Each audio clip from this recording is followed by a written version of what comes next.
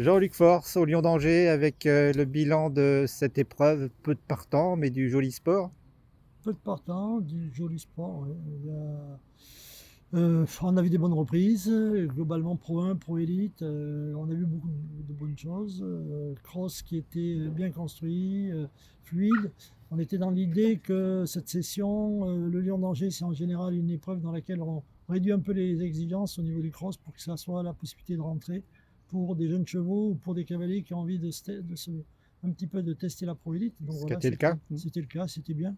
Je pense que bien, concours hippique plus exigeant, hein, ouais, parce qu'on a derrière la tête le fait qu'il faut continuer à bosser sur le CSO, et donc on a mis un concours hippique qui va un peu dans le sens de ce qu'on trouve de plus en plus et qu'on risque de trouver en fin de saison, si vous voyez ce que je veux dire, sur un grand espace avec, avec la nécessité d'avancer dans les courbes pour éviter d'être pénalisé au chrono et éviter de faire des fautes. Donc on a envie d'entrer dans cette dynamique-là.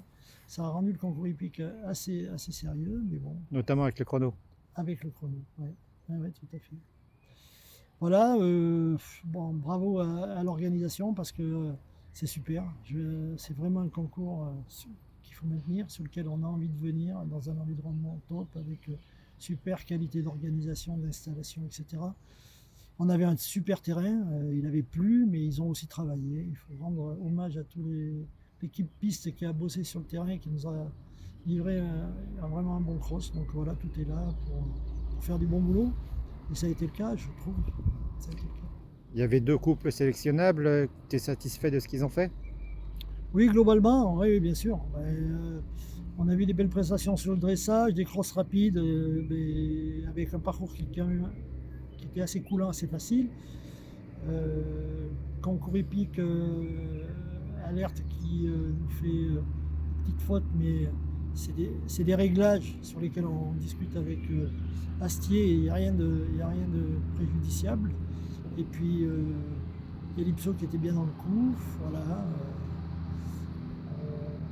on continue à avancer et pour l'instant tout va bien. Un petit mot vite fait sur l'international. La semaine dernière, badminton. Mm. Cette semaine-là, Marbach.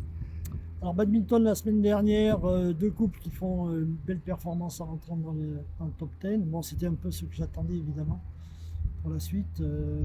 On sait que le badminton c'est toujours une prise de risque. Il faut que ça se court dans des bonnes conditions. Il faut que les chevaux le fassent bien, facilement et que le moral, le physique n'en pâtissent pas. Je pense que ça a été le cas pour ces deux couples-là. Benjamin avec Filao et puis Gaspard avec Saragossa. Donc ça c'est bien. Ensuite, Arthur qui a bien couru et Luc qui a un peu flanché au début de tour. Voilà. Et qui se remet de sa chute qui nous a quand même qui nous a inquiétés. Et puis Marbach, Coupe des Nations, il y avait en particulier Benjamin qui devait qualifier son cheval, qui l'a fait dans très belles conditions. Et Marbach qui était un parcours difficile, beaucoup de relief, un chrono très difficile à faire. Alors Benjamin avec sa jument a réussi à le faire, mais c'est le seul maxi.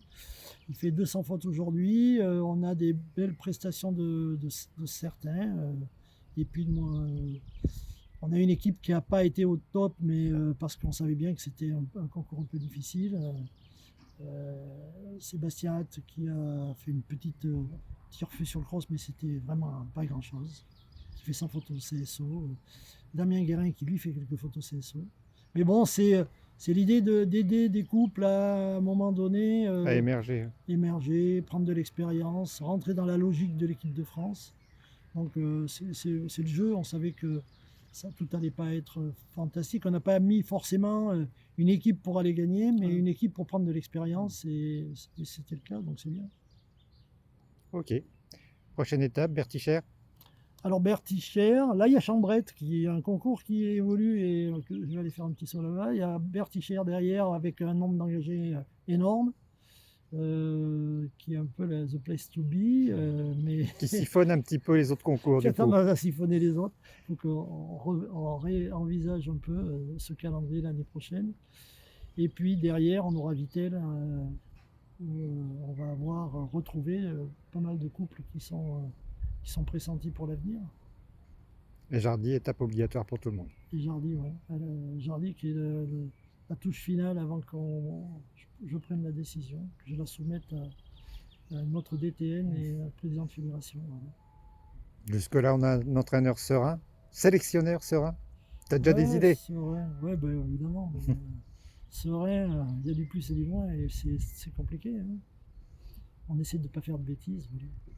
De gérer progressivement l'évolution, la construction de cette équipe de France.